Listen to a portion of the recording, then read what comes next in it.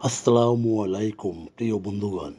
আপনারা নিশ্চয়ই জানেন যে বাংলাদেশের পার্শ্ববর্তী মিয়ানমারে দীর্ঘকালীন সামরিক শাসনের কবলে এবং সেখানে সম্প্রতি সেখানকার যুবকরা সে দেশ ছেড়ে পালিয়ে যাচ্ছে। ২০২১ সালে সামরিক অভ্যুত্থানের পর থেকেই অস্থির মায়ানমারের যুব সমাজ বলতে গেলে নিঃশেষ প্রায়। সশস্ত্র সংঘাত, বেকারত্ব, মানবাধিকার লঙ্ঘন, জোরপূর্বক নিয়োগ, নিরাপত্তাহীনতা ও অব্যবস্থাপনা নানা কারণে তরুণরা দেশ ছেড়ে চলে যাচ্ছে। ২০২১ সালে অভ্যুত্থানের পর থেকেই প্রতিবাদী হাজার হাজার জনতা রাস্তায় নেমে আসে এবং গণতান্ত্রিক নির্বাচন ও বেসামরিক সরকারের কাছে ক্ষমতা ফিরিয়ে দিতে সামরিক সরকারের প্রতি আহ্বান জানান। কিন্তু শান্তিপূর্ণ সেই বিক্ষোভ সমাবেশে সরকার নৃশংস দমনপীড়ন চালায়, ফলে আহত এবং নিহত হয় হাজার হাজার তরুণ। অভ্যুত্থানের আগে অনেকেরই প্রাচুর্য ছিল, এখন কোনো তরুণ বয়সী লোক রাস্তায় দেখা যায় না। ২০২৪ সালে বাধ্যতামূলক সেনাবাহিনীতে যোগদান এড়াতে অনেকেই পার্শ্ববর্তী দেশে পালিয়ে যান। সামরিক সরকার বিরোধী সমাবেশ বন্ধে ইন্টারনেট বন্ধ করে দেওয়া ছাড়া সরকারি অনেক অনলাইন ভিত্তিক কার্যক্রম বন্ধ করে দেওয়া হয়, ফলে ব্যাংকিং কার্যক্রমও প্রভাবিত হয়। কিছু সময় টাকা তুলতে পারলেও আর পারে না, দৌড়ঝাঁপ শুরু হয়। এসব কারণে মিয়ানমারের অর্থনীতি স্লোথ হয়ে পড়েছে।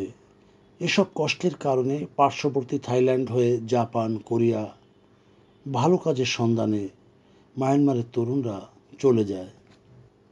অভ্যুত্থানের কারণে প্রায় ৩৫,০০০ তরুণ কোরিয়া কাজ করার জন্য ইপিএস টপিক পরীক্ষায় অংশ নেয় এবং যা পরে ২০২৪ সালে ১,০০,০০০ উন্নীত হয়। তবে তরুণদের বড় অংশ থাইল্যান্ড পালিয়ে গেছে।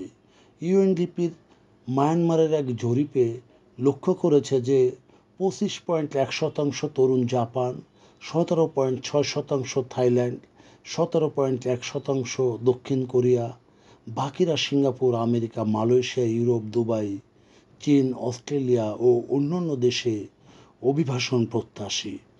উচ্চশিক্ষিত তরুণগণ অনেক আগেই, বিশেষ করে ৫৩% বিভিন্ন দেশে স্কলারশিপের মাধ্যমে চলে গেছে।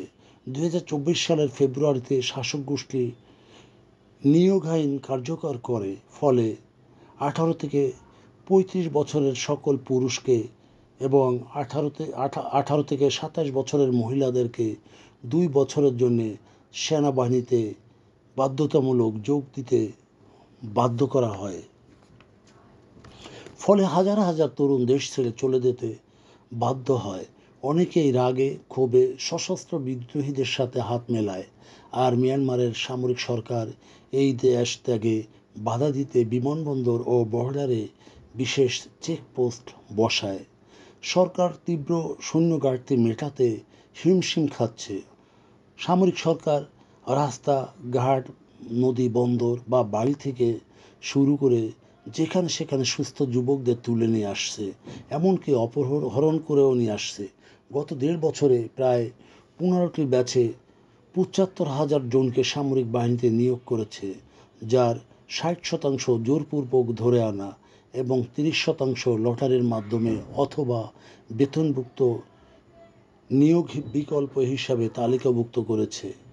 এমডিএসআই অর্থাৎ মিয়ানমার প্রতিরক্ষা ও নিরাপত্তা ইনস্টিটিউট তাদের মতে সরকারের অবাধ্য আন্দোলনকারীরা এখন সামরিক বাহিনীতে প্রতিষ্ঠিত।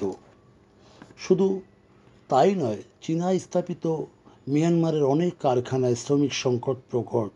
ইয়াঙ্গুনের এক পোশাক কারখানার মালিক একথা বলেন এবং আকর্ষণীয় বেতন প্রদান সত্ত্বেও তারা এখান থেকে চলে যায়। গত শ্রমিক দিবস অর্থাৎ ১লা মে উপলক্ষে সরকার প্রধান অং হ্লাইং স্বীকার করেছেন যে ব্যাপক অভিবাসনের কারণে দেশটি এখন শ্রমিক সংকটে পড়েছে।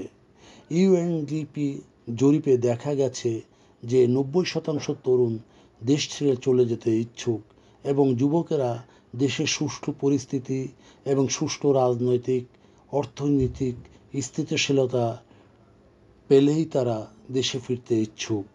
প্রিয় বন্ধুগণ, যদি আমাদের এই তথ্য গল্প আপনার ভালো লাগে তাহলে লাইক এবং শেয়ার দিন, এবং এখন আজ আমাদের সঙ্গে থাকার জন্যে ধন্যবাদ। আমাদের ফলো দিন এবং সাবস্ক্রাইব করুন।